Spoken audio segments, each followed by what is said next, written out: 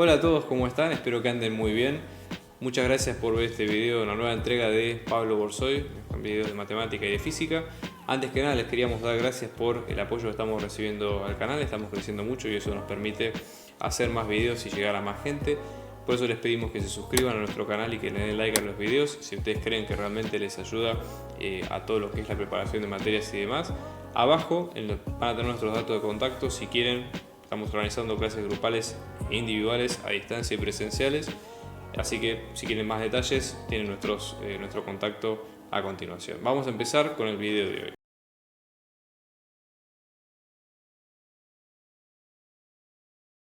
Caso del ejemplo 18, que consta de lo siguiente. Nosotros tenemos una función que va de f de R2 en R, ¿sí? Una función que es armónica. ¿Qué quiere decir que una función sea armónica? Básicamente tiene que cumplir dos condiciones. Primero, que sea de clase C2. ¿Qué quiere decir esto? Que tenga derivadas parciales segundas continuas, ¿okay? Que sea diferenciable por lo menos en el segundo grado. Y luego, que si nosotros a esa función la derivamos dos veces respecto de la misma variable en una y en otra forma, y al hacer la sumatoria, esa sumatoria nos va a dar 0. ¿Okay? Entonces, la idea es que teniendo esta función, nosotros vamos a tener otra función que va a ser de g de R2 a R2, que está definida como g de xy, que nos va a quedar como x al cubo, menos 3x cuadrado, en la primera componente, y luego 3x al cuadrado por y menos y al cubo. Y la idea es probar que f compuesta con g es armónica también, ¿no? Entonces, esto sería lo que nosotros tenemos que lograr en este ejercicio. Bien, primera cuestión. Nosotros tenemos que tratar de entender un poco el diagrama de flujo de este ejercicio como para entender hacia dónde vamos. Primero, si es una composición, como siempre, yo sugerencia personal a lo que nos conviene hacer en estos casos es tratar de ver el diagrama de flujo de dónde ingresan y dónde salen las variables, es decir, cuál es la secuencia de pasos que pasan cada uno. Entonces, por ejemplo, nosotros tenemos f compuesta con g, la primera función. Recuerden que esto hay que leerlo de atrás para adelante, es decir, la primera función sería la que está última en la composición, que es g. Nosotros vamos a tener dos variables que son x e y, ¿sí? Que van a salir de acá, de R2. Esto va a entrar en la función g y van a salir dos variables más, ¿sí? Generalmente es mejor trabajar con las variables, digamos, procesadas. Supongamos que a la primera la llamamos u, ¿sí? Y a la segunda la llamamos b. Entonces lo que va a salir va a ser una variable u, que es función de x y, que es esta función de R2 a R que ustedes ven acá, y lo mismo de este lado, ¿sí? Una función b también en función de x y. Y eso mismo ingresa en la función f, ¿sí? Esto está en R2 también, y de f va a f en función de u y de b, que es campo de los números reales. Entonces, en definitiva, nuestra función, nuestra composición, tiene esta forma, ¿sí? En la forma que están acá en azul, f compuesta con g. Es importante esto para entender un poco cómo es el orden de las derivadas de cada una de las funciones, ¿sí? ¿Por qué necesitamos esto? Porque vamos a tener que primero, para chequear que la función sea armónica, las mismas condiciones que tiene la definición. Primero que sea de clase C2 y después que la suma de las derivadas de segundo orden den 0. Entonces, primera cuestión. ¿Es f de clase C2? ¿Sí? Entonces, nosotros, esa sería un poco la idea, vamos a llamarle a esta función nueva, ¿sí? F es de clase C2, perdón. G es de clase C2 y la composición, ¿sí? Vamos a llamarle H. H sería esta nueva función, ¿no? Entonces, pregunta, ¿no? En este caso, ¿es H C2 de clase C2? Entonces, por un lado, si H es f compuesta con g, ¿sí? Y nosotros tenemos que f es C2 por enunciado y g es C2, esta también es una buena pregunta.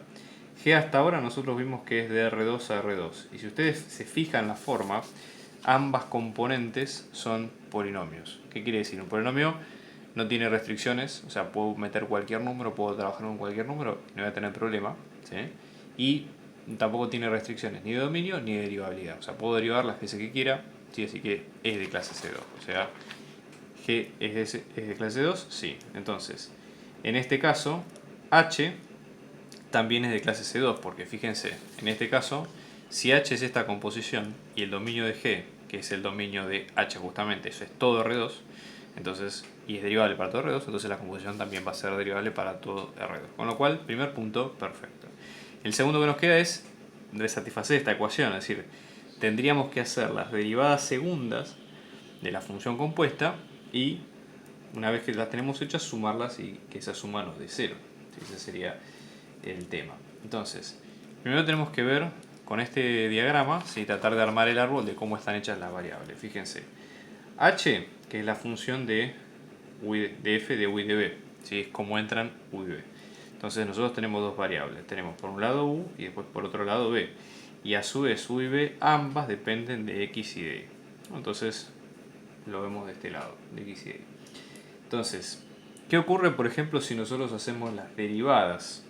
O por ejemplo si quisiéramos derivar, tratar de encontrar ambas variables, por ejemplo si nosotros quisiéramos derivar respecto de u y respecto de b y evaluar qué es lo que ocurre en cada caso, ¿no? Entonces, acá entendemos un poco el orden de las cuentas, ¿sí?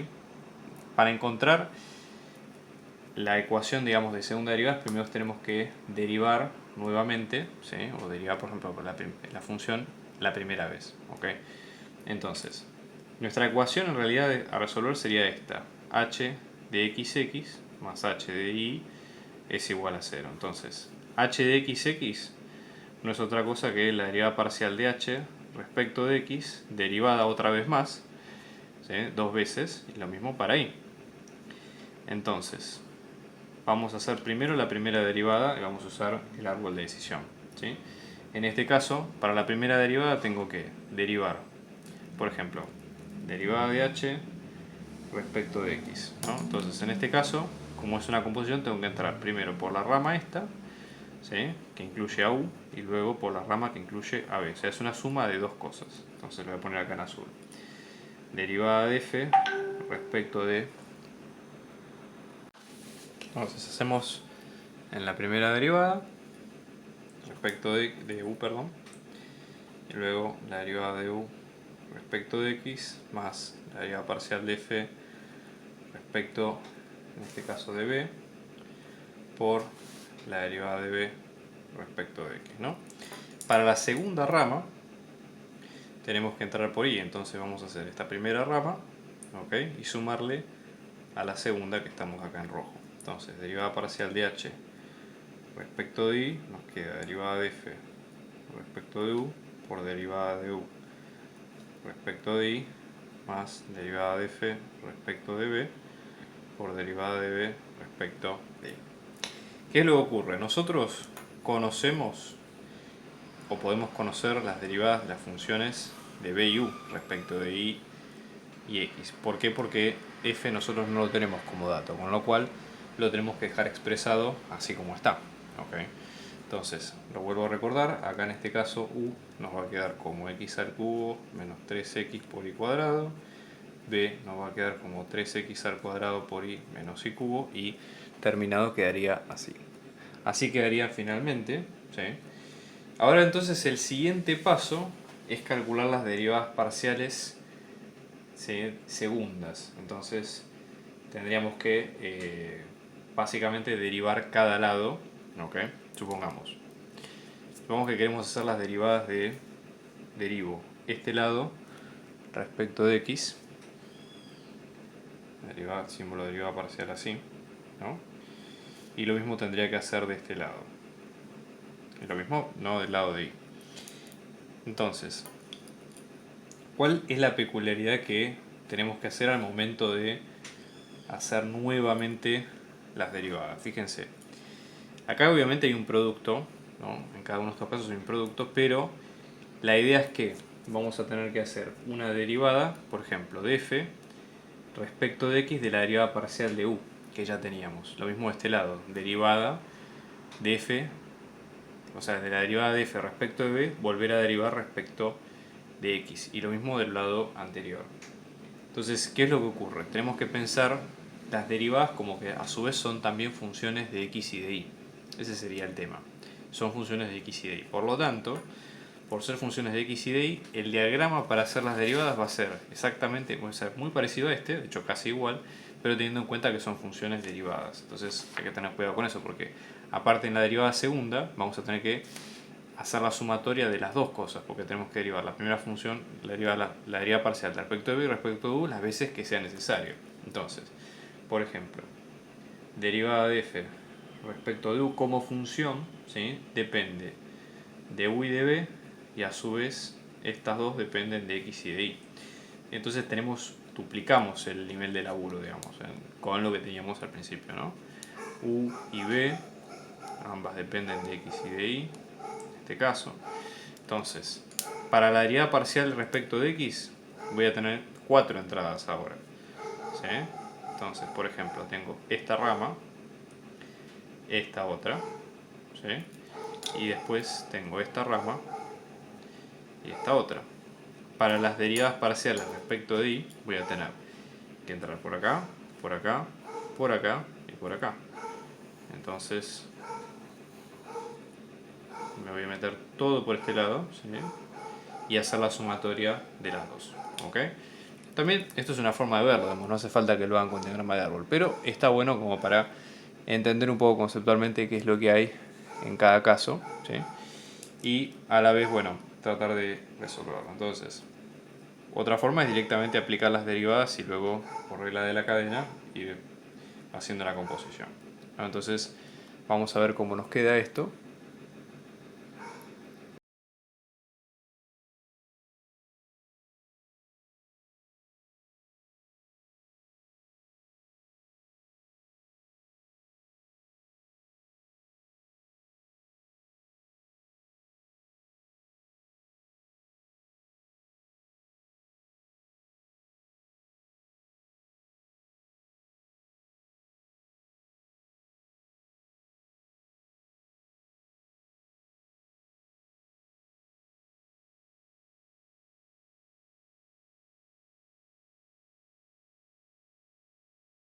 Es el resultado solamente de la primera derivada parcial, que sería obviamente la segunda, ¿no? Pero la primera derivada segunda de h respecto a x dos veces.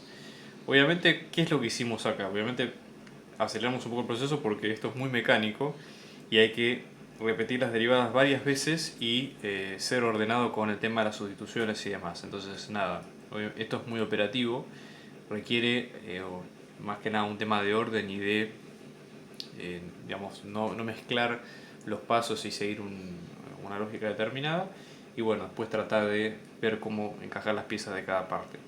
Esta es la primera parte. Vamos ahora a resolver también en forma rápida la segunda. Recuerden que sigue la misma lógica que la primera, la única diferencia es que hay que derivar respecto de y dos veces.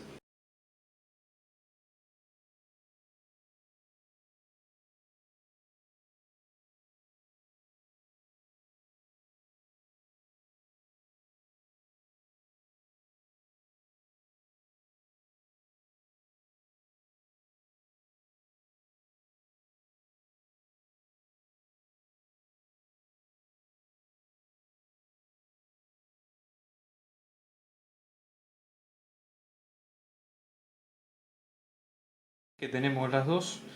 Básicamente lo que vamos a hacer para probar la segunda ecuación, obviamente como ven esto es bastante largo, pero lo que vamos a hacer nosotros es juntar las dos partes de la ecuación y sacar factor común.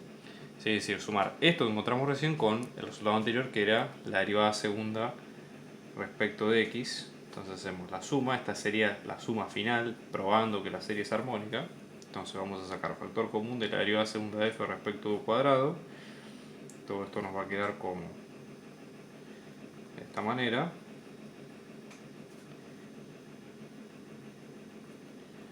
A esto mismo vamos a llamarle, pongamos, alfa, para simplificar. Y luego tenemos la derivada segunda respecto de b cuadrado, pero en este caso, fíjense, vamos a tener 6xy al cuadrado más 3x al cuadrado menos 3y cuadrado, todo esto al cuadrado, que también es alfa, ¿no?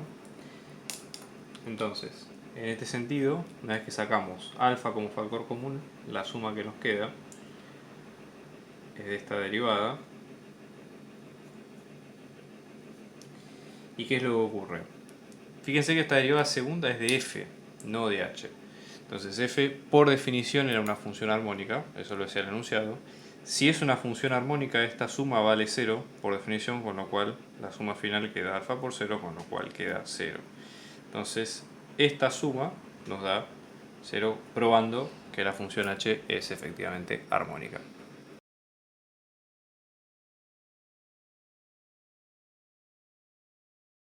Vamos a tener esta ecuación, ustedes ven acá de x y z, ¿sí? Y un punto A determinado que es 4, 5 y z0, que es un punto, digamos, que satisface la ecuación, ¿no? La idea es demostrar que esta ecuación define implícitamente a la variable z en función de las variables x e y en un entorno del punto x0 y su 0, ¿sí? Que sería en este caso 4 y 5.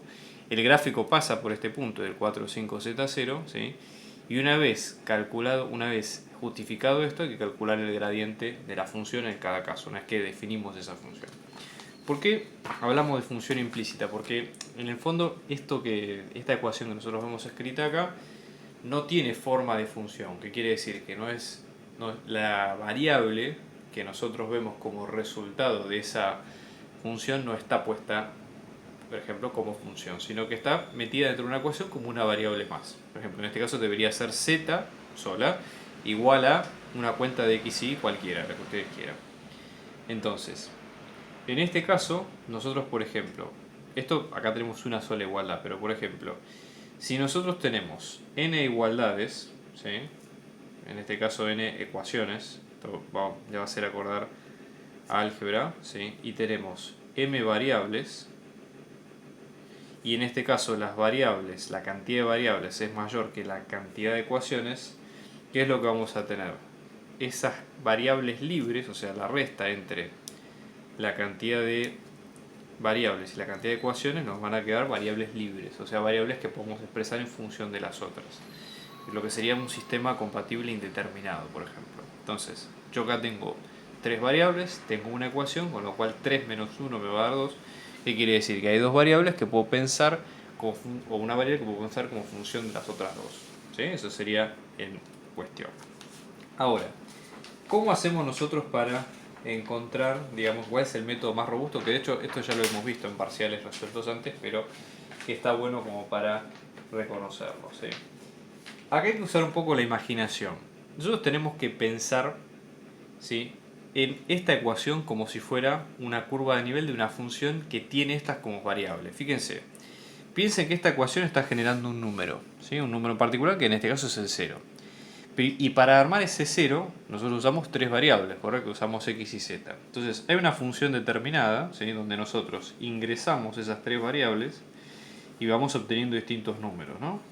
A esa función supongamos que le llamamos f, como al resto de las funciones. Y en este caso lo que estamos obteniendo es 0. Pero así como tenemos el 0, podemos obtener un montón de puntos de r. ¿Sí? Que eso es una función escalar. Entonces, ¿qué ocurre? Cuando una función de varias variables es igual a una constante, eso nosotros lo llamamos o curva o superficie de nivel. Depende, digamos, la cantidad de variables. En este caso, por estar en R3, sería una superficie de nivel. ¿Qué quiere decir?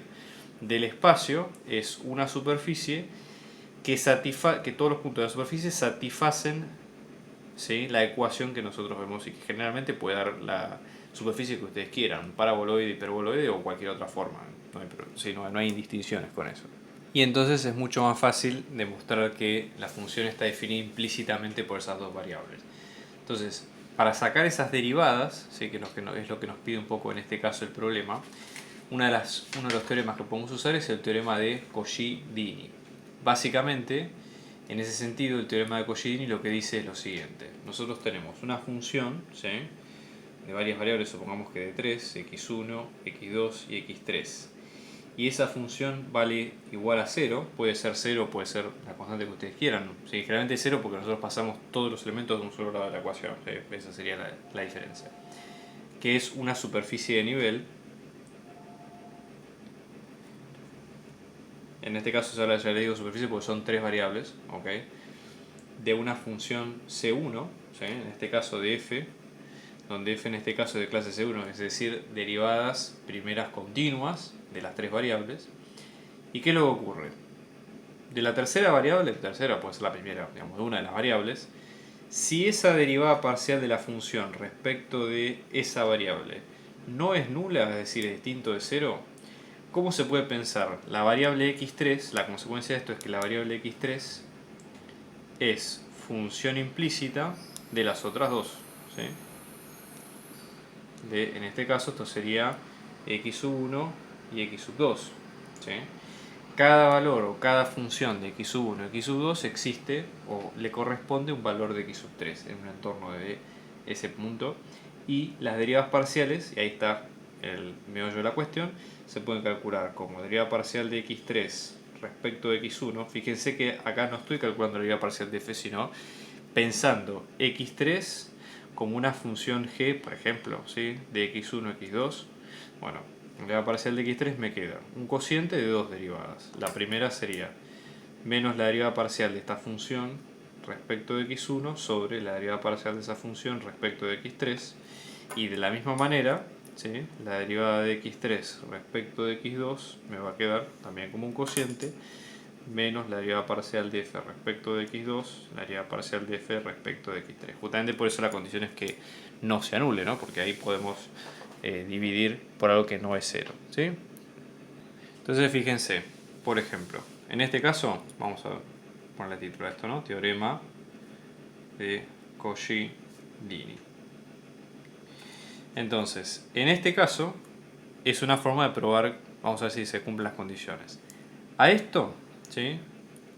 Lo podemos llamar la función de x y z, sería efectivamente x al cuadrado menos y cuadrado más z al cuadrado, que es la función que en este caso es la que estamos pensando. ¿Es de clase C1 esta función? Sí, es de clase C1 porque es una función polinómica, que no hay problema. Y luego tenemos que calcular las derivadas parciales, ¿sí? En este caso deberíamos calcular la derivada parcial de esta función respecto de, en este caso sería de z, ver que no se anule y efectivamente en este punto, no en el 4 o 5, y efectivamente ver cuánto nos da. En este caso, para el punto, lo que deberíamos hacer sería reemplazar 4 y 5 en x e y para encontrar el z0 y efectivamente ahí sí ver que no se anule la función. Es lo que vamos a hacer ahora, ¿no? Vamos a tener 4 al cuadrado menos 5 al cuadrado más z sub 0 al cuadrado, esto nos va a quedar igual a 0. Vamos a tener en este caso 16 menos 25 más z al cuadrado es igual a 0. En este caso acá vamos a tener menos 9. Pasando al otro lado vamos a tener un 9 y finalmente z0 nos va a quedar 3. Entonces, de esta función de x, de y y de z nos va a quedar, fíjense, en este caso x al cuadrado más z al cuadrado menos y cuadrado. Al hacer la derivada parcial de f respecto de z, que es lo que pide el enunciado, en este caso vamos a tener 2z. Y esta derivada evaluada en este punto, en el 4, 5, 3, nos va a quedar como 2 por 3, que es 6. Obviamente esta derivada es distinto de 0, con lo cual cumple la segunda condición que pide el problema. Entonces, ya pensando la función como superficie de nivel y que la derivada no se anula, ya sabemos lo que se pide en este caso. La conclusión que sacamos de acá es que z es función implícita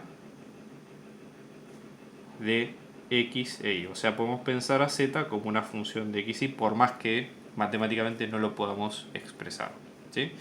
Y ahora que nos piden calcular el gradiente de la función, fíjense, en este caso, nosotros lo que nos están pidiendo es lo siguiente. Si z es una función de x y, el gradiente de z, ¿qué va a ser? Va a ser la derivada parcial de z respecto de x y la derivada parcial de z respecto de y. Obviamente en el punto que estamos evaluando, que es el 4, 5, 3. Entonces, volvemos a repasar lo que vimos en el teorema de Cauchy-Deany. Para encontrar esas derivadas tenemos que evaluar, ¿sí?, cada una de las derivadas parciales respecto de la regla. La derivada parcial de z respecto de x es el cociente de menos la derivada de f respecto de x y la derivada de f respecto de z. Y luego en este caso derivada de z respecto de y nos va a quedar como menos la derivada de f respecto de y sobre la derivada de f respecto de z. Claramente cada una de estas está evaluada en el punto que corresponde. Entonces observen ustedes, ¿sí? Acá tenemos la primera, esta que era 6. Dado la lógica del espacio, me quedé un poco sin espacio y lo ponemos acá. Derivada de f respecto de x, fíjense que es 2x. Por eso esto mismo evaluado en 4 nos va a quedar como 2 por 4 que es 8. Y ahora esto mismo reemplazado,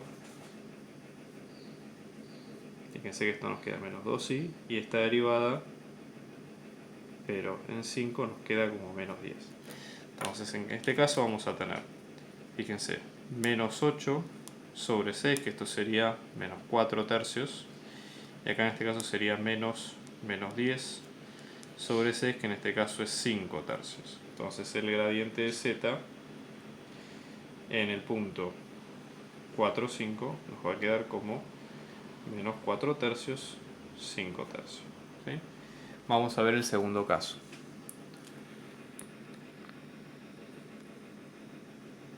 Ahora este caso, ¿no? Que es algo similar, pero fíjense que la función es distinta.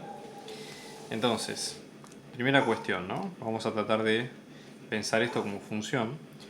Para pensar esto como función de x y z, podemos restar z a ambos lados. ¿Sí? Esto nos quedaría la función de x, de y de z, nos va a quedar como 2 menos el logaritmo natural de z más 3x menos y cuadrado menos z. Y obviamente al pasar el z a este lado esto nos queda como 0, con lo cual cumple la condición que nos pide el problema al principio. ¿Sí?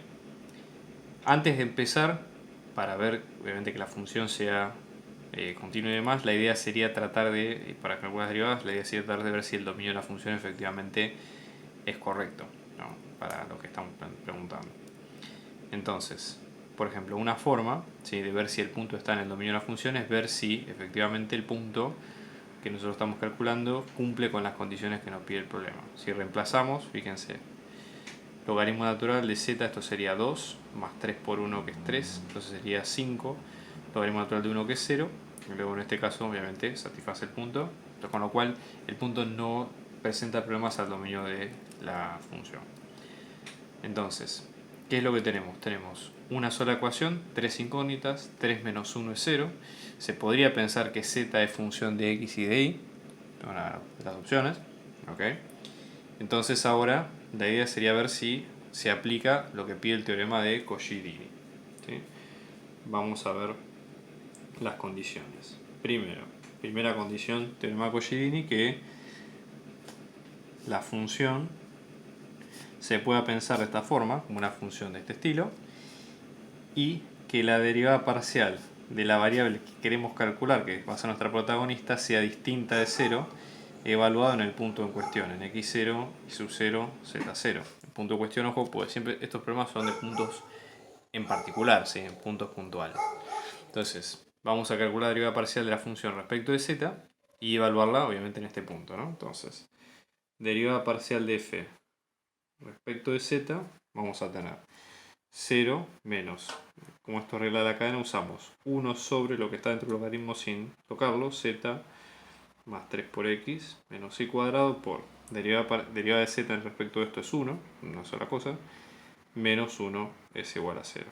Cuando reemplazamos en el punto en cuestión, esto sería en el 1, 2, 2, nos va a quedar como menos 1 sobre 2 más 3 menos 2 al cuadrado, que es 4, menos 1, con lo cual vamos a tener 5, 1, menos 1, menos 1. ¿Sí? Fíjense que en este caso estamos viendo que esto es distinto de 0. ¿Sí? Entonces cumple con la condición sin problema y cumple con también el hecho de que la función se puede pensar de esta forma. Entonces lo que nos queda por hacer ahora es, en este caso, calcular las otras dos derivadas parciales para calcular el gradiente de la función. ¿Sí? Fíjense, nosotros habíamos pensado z, nos va a quedar como una función de xy, por lo tanto el gradiente de z en ese punto, en el x0 y 0, va a ser derivada parcial de z respecto de x y derivada parcial de z respecto de y, pero ambas evaluadas en el x0 y 0, en el punto particular. Y ambas derivadas salen con la regla de Cauchy-Dini. ¿Sí? Entonces, primero, menos la derivada parcial de f respecto de x y la derivada parcial de f respecto de z, todo esto evaluado, ¿okay?, en el x0 y 0. En este caso sería x0 y 0, z0, porque estamos hablando de la función original. y lo mismo de este lado, ¿no? Derivada parcial de z respecto de y menos derivada parcial de f respecto de y, derivada parcial de f respecto de z, y esto sí, evaluado en el x0 y sub 0, z0. Bien, la primera, derivada parcial de z respecto de x. Fíjense que el denominador, este denominador nos quedó con menos 2, así que va a ser menos 1 sobre menos 2 por la derivada parcial de f respecto de x. Si calculamos de la función nos queda 0 menos 1 sobre z más 3x menos y cuadrado por 3 menos 0. Todo esto evaluado en el 1, 2, 2. Recuerden que este denominador acá nos había quedado con nos había quedado con 1, ¿sí? Entonces en este caso nos va a quedar como menos 3 esto, ¿sí? Entonces en este caso vamos a tener menos por menos es más, esto nos va a quedar como menos 3, así que esto nos va a quedar como menos 3 medios, si mal no hicimos la cuenta. Y luego derivada parcial de z respecto de y, en este caso nos va a quedar como menos 1 sobre menos 2, ¿sí? Por lo mismo, 0 menos, pero en este caso la diferencia es que es 2i sobre z más 3x menos y cuadrado menos 0. Correcto. Entonces, ¿qué es lo que vamos a tener acá? Fíjense, esto era 1, 2 por esto nos queda como menos 4, ¿sí? Y en este caso vamos a tener menos 4 sobre 2 que nos queda menos 2. Con lo cual, el gradiente de z en ese punto, que sería el punto 1, 2, en este caso nos va a quedar como menos 3 medios para x y menos 2 para y. Acá esto va con un más, así que queda con más 2. Era por el menos y cuadrado que no lo habíamos visto. Estamos organizando clases particulares, individuales y grupales para apoyo a las materias parciales y finales, así que abajo dejamos nuestro dato de contacto para si ustedes quieren contactarse y seguir averiguando de la clase lo pueden hacer. Un abrazo grande y muchos éxitos.